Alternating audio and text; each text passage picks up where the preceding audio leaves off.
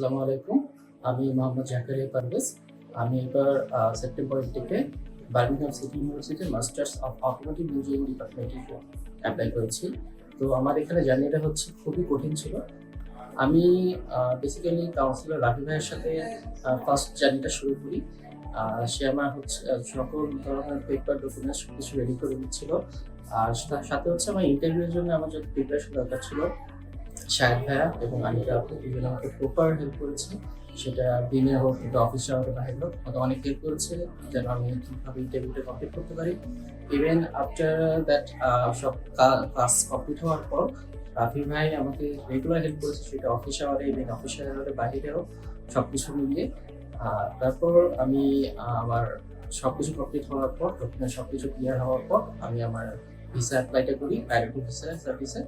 তো সেখানে আমি উইদিন 1 ওয়ার্কিং ডেজের মধ্যেই ভিসাটা পেয়ে যাই। আমি চাইবো আমার যত শুভাকাঙ্ক্ষী কিংবা আমার ফ্যামিলি মেম্বার যদি ইউকে কিংবা অন্যান্য আদার কান্ট্রির জন্য মাস্টার্স কিংবা পিএইচডি করার জন্য যেতে চাই, তাহলে আমি অবশ্যই ইয়েন গ্লোবাল এডুকেশনে আমি তাদের রিকমেন্ড করবো অবশ্যই। Thank you.